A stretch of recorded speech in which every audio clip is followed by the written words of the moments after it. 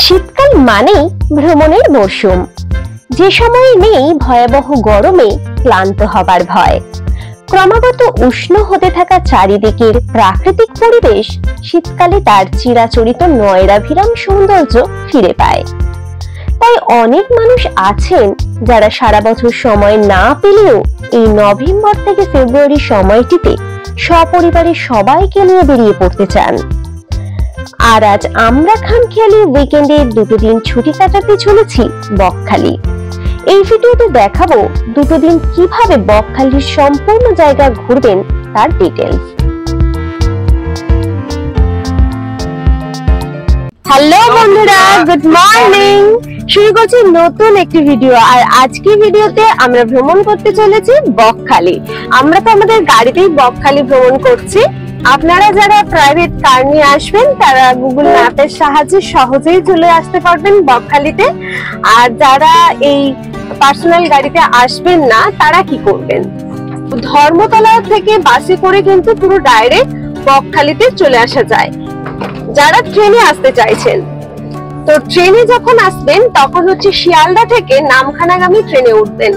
নামখানাতে নেমে সেখান থেকে টোটো, অটো অথবা বাস সহজেই পৌঁছে যাবেন বকখালিতে। আমরা বেরিয়েছি 6টার দিকে এবং সুন্দর গ্রাম বাংলাকে উপভোগ করতে করতে রাস্তাতেই টিফিনটি সেরে ফেললাম।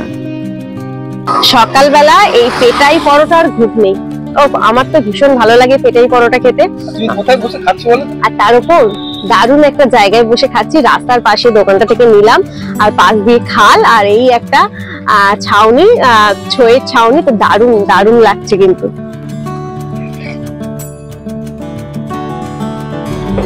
সোনা মা, তুমি কি দেখে দেখে যাচ্ছ? খুব ভালো লাগছে বুঝি? ভালো লাগছে না? একটু বেলু বেলু করতে যাচ্ছ, খুব ভালো লাগছে। দেখতে দেখতে চলেই এলাম। এখানে রয়েছে বেশ কিছু হোটেল, কিছু বাজেট হোটেল আমরা আগেই শেয়ার করেছি। ভিডিওটি শেষ হলে ডেসক্রিপশনে দেওয়া লিংক অথবা পেজে গিয়ে দেখে নেবেন। রুম নিয়ে প্রথমেই বেরিয়ে পড়লাম স্নান করার উদ্দেশ্যে।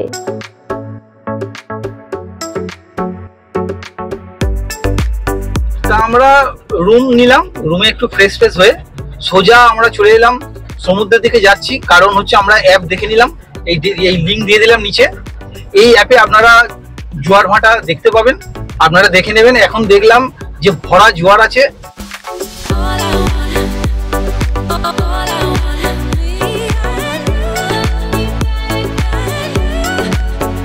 পশ্চিমবঙ্গের মধ্যে বঙ্গোপসাগরের তীরবর্তী অন্যতম সুন্দর একটি সমুদ্র সৈকত হলো এই বকখালি।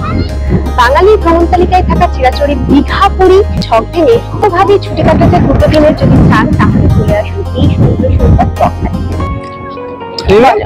তোমার কি হয়েছে, ভালো লাগছে? নিচে ফেলবে না?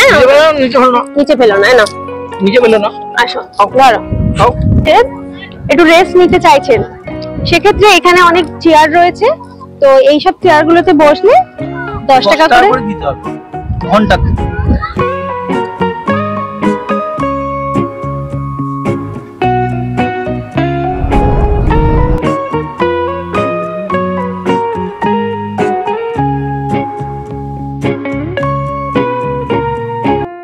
স্নান পর্ব সেরে দুপুরের লাঞ্চ সারতে চলে এলাম হোটেল বনশ্রী।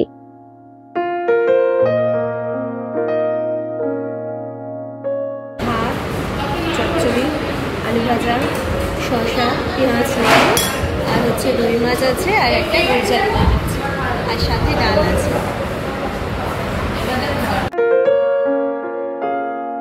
প্লেট দেখে বোঝা যাচ্ছে কতটা ভালো খাবার ছিল।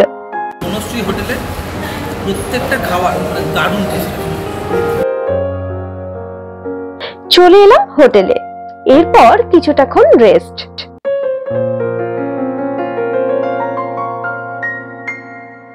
বিকালে বেরিয়ে পড়লাম সি বিচে। তো এখন যাচ্ছি এখানে সাইট সিন মা বনবিবির মন্দিরে। তো এই সমুদ্র তট থেকে বাঁ দিক বরাবর 20 মিনিট হাঁটা পথ গেলেই পড়বে মা বনবিবির মন্দির।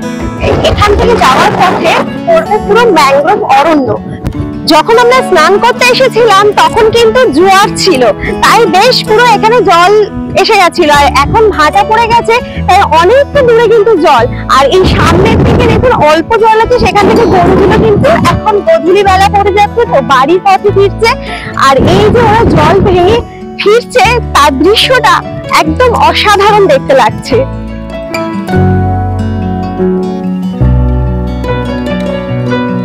সিম্বল কিন্তু এই ইলেকট্রিক পোস্টটা, যেহেতু এই পোস্টটা কিন্তু মন্দিরে দিয়ে গেছে, তাই এই বরাবর গেলে কিন্তু আপনারা পেয়ে যাবেন। তো এখান থেকে রাস্তা চলে এসেছে বাঁদিকে, তো এখান থেকে আমরা ঢুকবো।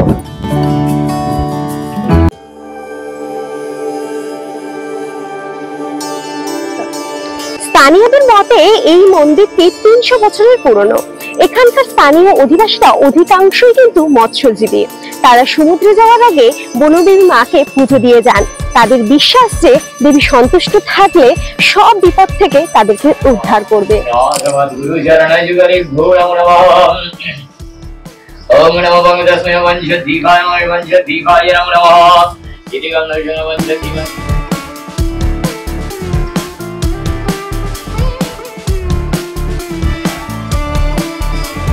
আমাদের যেহেতু সন্ধে হয়ে গেছে, কিন্তু জায়গাটা কিন্তু খুব সুন্দর, পরিবেশটা চারিদিকে গাছের মধ্যে দিয়ে ভিতরে যে একটা সুন্দর মন্দির, একদম মন শান্তি হয়ে যাবে। তো এখন কিন্তু আমরা বেশ ভালো টাইমেই এসেছি বলতে গেলে, কারণ এখন আরতি হচ্ছে, ঠাকুরমশাই মন্ত্রপাঠ করে আরতি করছেন খুব ভালো করে, ভীষণ ভালো লাগলো।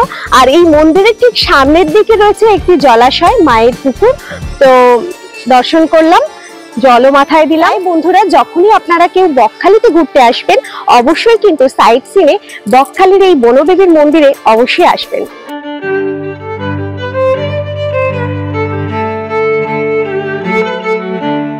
এরপর বসে গেছে সি বিচে মাছের হাট, তাই মাছ ভাজা খাবো আর কেনাকাটিটাও সেরে ফেলবো। সমস্ত কিছু থেকে আমার কাছে এটা হচ্ছে ফেভারিট। আমরা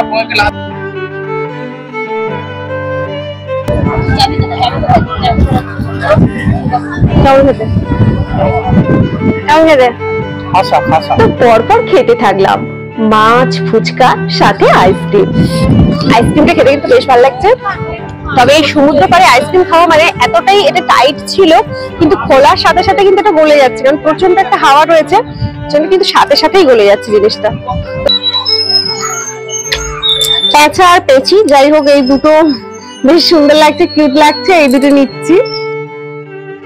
এরপর বেশ কিছু কেনাকাটি করেই নিলাম।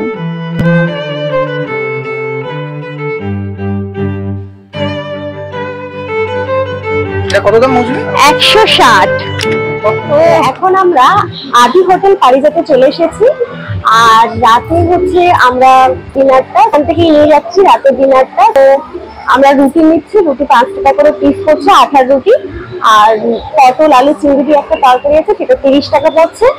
আর এগ তরকা 50 টাকা। আর ভেজ হচ্ছে এমনি প্লেন তরকারিটা, সেটা 40 টাকা। তো আমরা এগ তরকা নিলাম 50 টাকা দিয়ে। তো অর্ডার দিয়েছে, এখন ওটাকে বানিয়ে তারপরে দেবে। তো তার জন্য কিছুক্ষণ বসে রয়েছি, কারণ বানাতে তো একটু টাইম লাগবে। গরম গরম নিয়ে যাবো, নিয়ে গিয়ে হোটেলেতে ডিনারটা সেরে ফেলবো।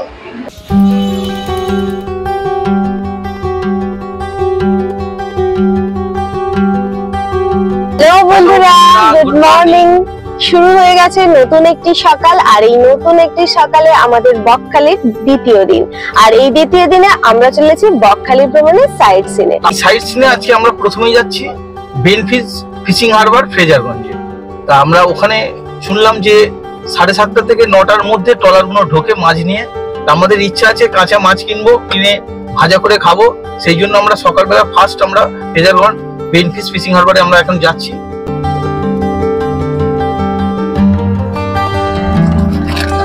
তো সকালবেলা ফিশিং হারবার যাওয়ার আগে আমরা এখানে একটা দোকান থেকে চা, গরম গরম ধোঁয়া ওঠা চা আর বিস্কিট খেয়ে নিচ্ছি, কারণ একটু আর সাথে আছে রুটি। তো খাওয়া দাওয়া করে সকালে তারপরে রওনা দিচ্ছি।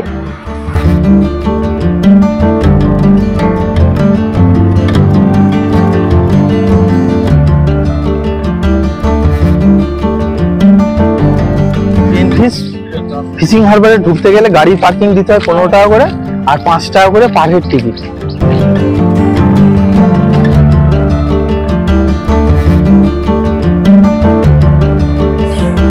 আমরা নেমে গেছি গাড়ি পার্কিং করে। রয়েছে প্রচুর ট্রলার যারা মাছ ধরে ফিরছে এবং এখান থেকে মাছ পরিষ্কার হয়ে নিয়ে যাওয়া হচ্ছে বিক্রেতাদের কাছে। জম্বুদ্বীপ বা মৌসুমী দ্বীপে যেতে গেলে এখান থেকে আপনারা যেতে পারেন।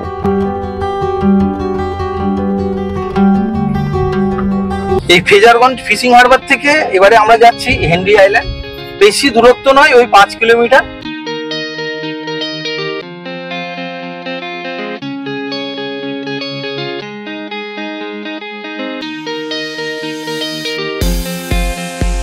এই হেনরি আইল্যান্ডে প্রবেশ করতে গেলে গাড়ি পার্কিং হচ্ছে 30 টাকা আর পার হেড 10 টাকা করে টিকিট। রয়েছে ওয়াচ টাওয়ার, যেখান থেকে এই সুন্দর বনানী উপভোগ করতে পারেন। এই যে ঢোকার শুরুতেই কিন্তু এখানে কিন্তু সতর্কীকরণ দেওয়া হয়ে গেছে। সতর্কীকরণ দিয়েছে কারণ এই বিচে কিন্তু চোরাবালি রয়েছে, তাই সমুদ্রে কেউ নামবেন না এবং চোরাবালি ও চোরাস্রোত আছে এখানে। এখানে কিন্তু প্রচুর কাঁকড়া রয়েছে, তো ভীষণ ভালো লাগছে কিন্তু।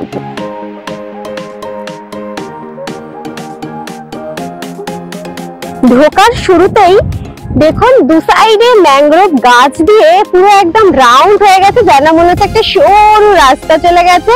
আর ঠিক এই যে ওভালটা দারুণ কিন্তু দেখতে লাগছে, গুহা টাইপের। এর মধ্যে দিয়ে কিন্তু যেতে হবে সমুদ্রের দিকে।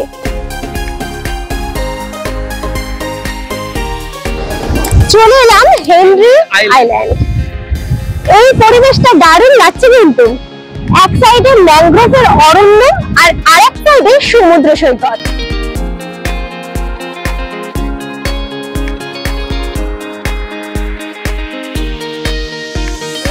দেখে দেখে দেখি, এই মা চিকুড়ি এনেছিস, কি আছে এটা? এটা তোমার কাছে কি? এটা তো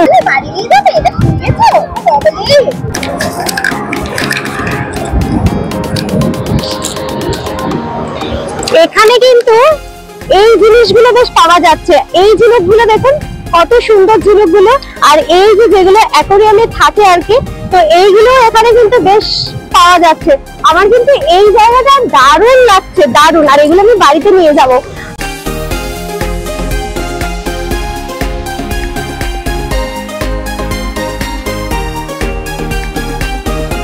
এরপর চলে এলাম আমাদের তৃতীয় গন্তব্য ফ্রেজারগঞ্জ সি বিচ। সি বিচে ঢোকার আগেই পড়বে একটি মন্দির, তো মন্দির থেকে দেবতাকে দর্শন করে তারপর আমরা যাব সি বিচের দিকে।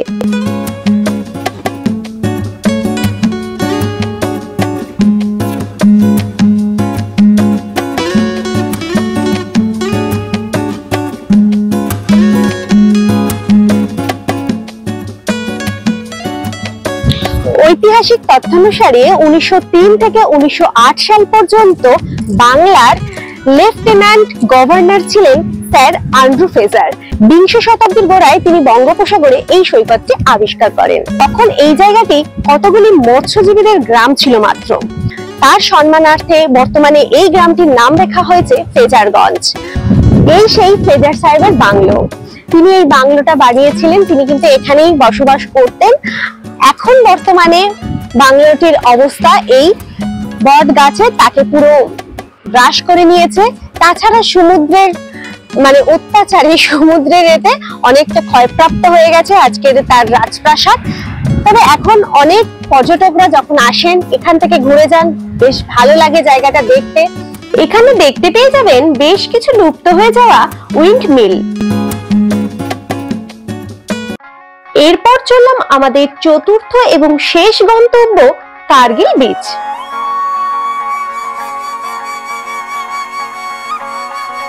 জায়গাটা কিন্তু সত্যি ভীষণ সুন্দর।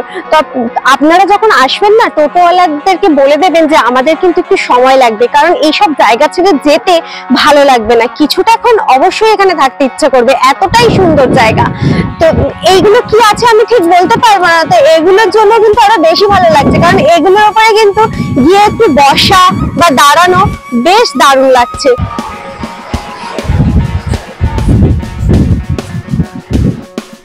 এরপর বাড়ি ফেরার পালা।